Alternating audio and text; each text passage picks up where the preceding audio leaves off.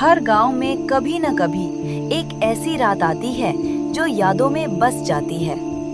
आज उसी गांव में एक नई दुल्हन अपने सपनों के राजकुमार के साथ नई जिंदगी शुरू करने जा रही है। विजय और राधिका, दो नाम, दो आत्माएं, एक नई शुरुआत। आज उनका विवाह हुआ था, पर कोई नहीं जानता था कि उनकी किस्मत की किताब में आज खुशी नहीं, एक श्राप लिखा था। राधिका, मुझे आज भी यकीन नहीं हो रहा कि तुम सच में मेरी पत्नी बन गई हो। मुझे भी सब एक सपना सा लगता है विजय। नहीं विजय, प्लीज मुझे मत छूना। राधिका, क्या हुआ? मैंने कुछ गलत कहा क्या? नहीं विजय, गलती तुम्हारी नहीं है। मेरा जन्म ही शायद श्राप लेकर हुआ था। श्राप? किस बात का श्राप? जब मैं छोटी थी, हमारे गांव में एक बाबा आते थे, तपस्वी विश्वानंद। वे बहुत पूज्य माने जाते थे। एक दिन उन्होंने मुझसे कहा कि वे मुझसे विवाह करना चाहते हैं।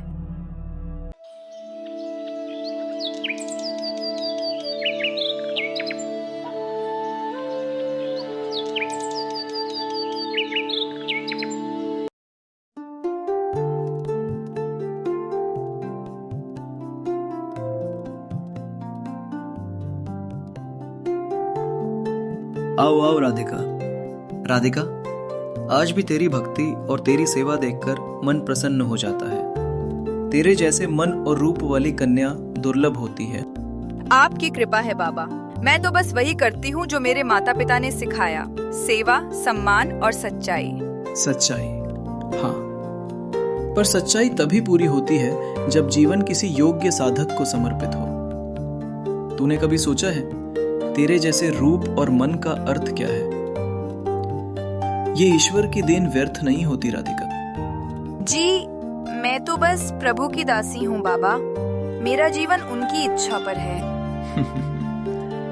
कभी कभी ईश्वर अपनी इच्छा किसी मनुष्य के रूप में भी दिखाते हैं, और शायद आज वो मनुष्य मैं हूँ। बाबा, मैं आपकी बात समझी नहीं। राधिका, मैंने जीवन भर तप किया है, धन, सुख और मोह से दूर रहा हूं। पर जब पहली बार तेरे दर्शन हुए तो लगा कि मेरा तप अब पूर्ण होगा। तेरा साथ, तेरी सेवा, तेरे रूप का दर्शन, यही मेरा जीवन का सत्य है। मुझसे विवाह कर ले बालिके, तू मेरी अर्धांगिनी बन जा। बाबा, आप मेरे लिए पूजनीय हैं।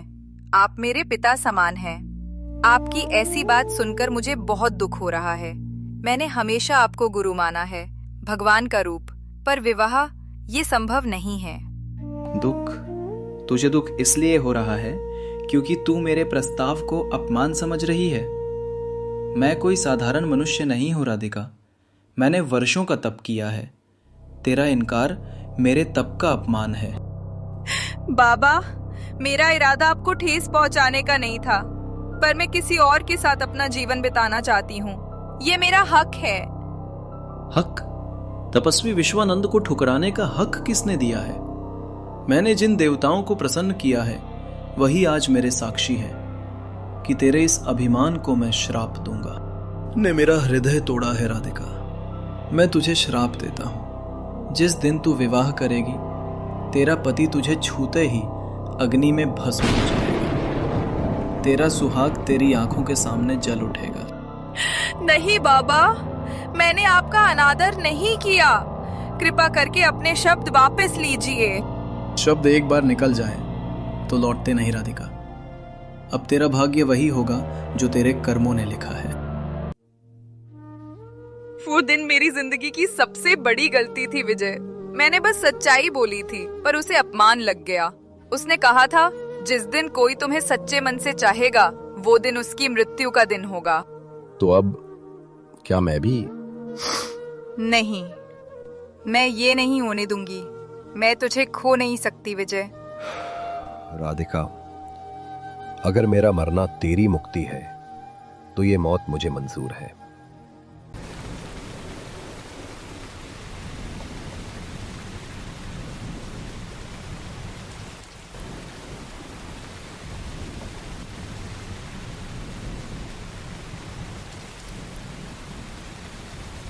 विजय उस रात रुका नहीं।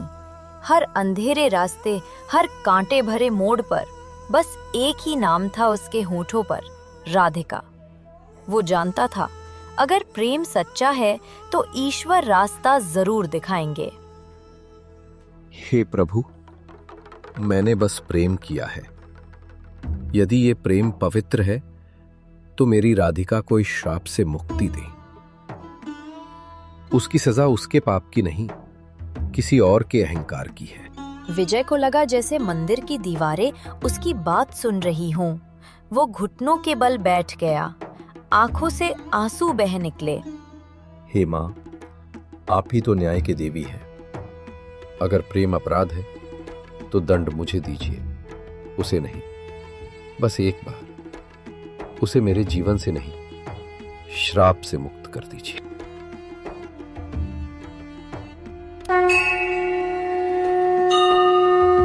वत्स विजय, तुम्हारा प्रेम मेरी तपस्या से भी गहरा है।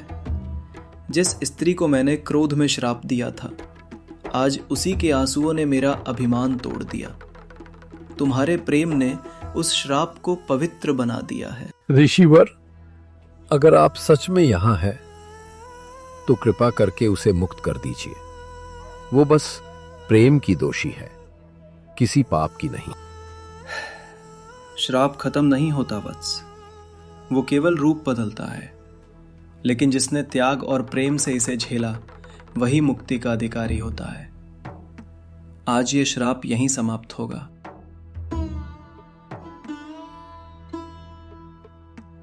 ये तो वही जल है प्रभु। ये उस पश्चाताप का प्रतीक है जो मैंने वर्षों पहले बहाया था। उसी जल से उसका श्राप धुल जाएगा। लेकिन याद रखो, ये मुक्ति प्रेम के साथ साथ त्याग की मांग भी करेगी।